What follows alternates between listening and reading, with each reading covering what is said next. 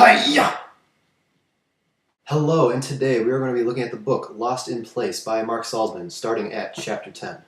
Up until this part of the book, Mark has practically spent all his time on either Kung Fu or Chinese studies, in hopes that he'll become more popular.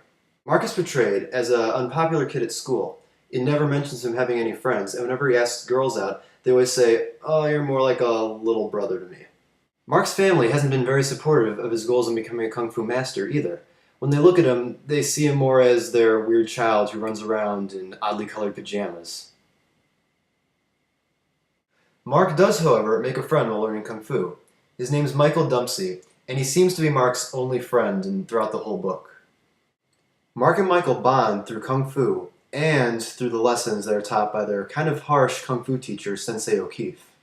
Okay, back to chapter 10. At this point, Mark is trying to cope with his teacher, Sensei O'Keefe, whose ways seem to be too brutal for Mark's liking. So Mark tries to respect him a bit more and listen to what he has to say. Sensei O'Keefe, in response, does treat him with more respect and is a bit nicer to him. This newfound respect, though, does not last long. One day, one of Sensei O'Keefe's former students and a friend of his come over to practice some Kung Fu. They get into a pretty bad fight, and one of them gets kicked in the face, loses some teeth, there's blood everywhere, a dent in his face, and it really leaves a mark on Mark. In the meantime, Mark gets, guess what, a girlfriend. Her name's Annette, and Mark tells her all about his Kung Fu and Chinese studies. Like his family, Annette's not really fond of the whole Kung Fu idea.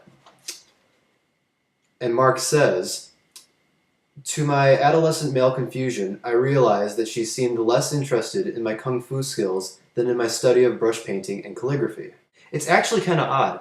Mark's family doesn't really support his pursuit of Chinese culture or Kung Fu, yet Annette and her family do.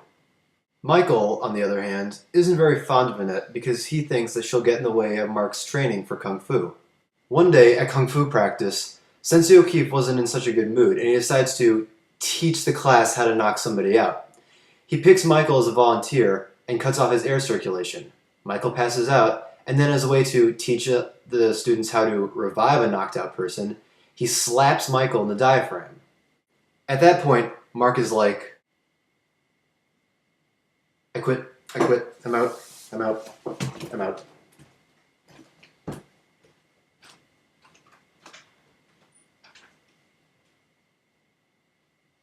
So Mark quits Kung Fu. As he tells Michael about his choice, Michael, who's normally seen as a big scary person around school, he picks on other kids, beats them up, is actually very troubled by Mark's choice. At first, Michael thought I was joking. When he realized that I was serious, I saw where the expression, "his face fell," came from. It was as if all the muscles in his face went loose, and he looked about 5 years old. That scene shows just how much Mark and Michael bonded over Kung Fu, and now their friendship's in jeopardy. Now that Mark isn't doing Kung Fu, his commitment to it is starting to fade. He also thinks that the last 3 years of his life which he spent on Kung Fu were all for nothing. Even though he thinks this, he did get a friend out of it, which he didn't seem to have beforehand. Along with Kung Fu, Mark starts to think that the rest of his Chinese studies were also for nothing, and that they are more spur of the moment. At school, Michael isn't talking to Mark at all, and Mark starts to fall into a deep depression, not knowing what to do with his life. His girlfriend's dad recommends that he picks up music again, which he did start before doing Kung Fu. So Mark decides to dust off his old cello and start to play music again. He starts watching TV to sort of get an idea of where he wants to go with it. As he's watching some classic cello, he changes the TV and notices somebody playing the sitar. As always, Mark finds something that others might seem to find weird or out of place. So instead of playing the cello normally, he decides to play it sideways, like a sitar. As always, Mark's family isn't very supportive of his endeavor.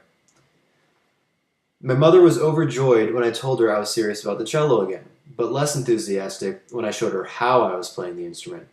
Better than shooting drugs, I suppose, Dad thought out loud. And she had to agree with that.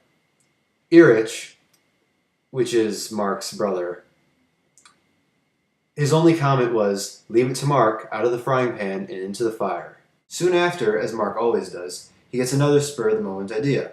He'll do jazz. He decides that he'll make a living as a jazz player and never go to school again. Mark decides to apply to college early. That way, if he gets in, he he can skip his last year of high school and get straight into his jazz career. He applies to Yale, and later along the way decides that it was a big mistake and that he's probably not going to get into jazz. But miraculously, he gets into Yale. Mark now knows that he's going to college. He also knows that his jazz career is a bit on the iffy side. The only thing he does not know is where it's going to take him. All he has to do is choose a path that he finds enjoyable and to stick to it.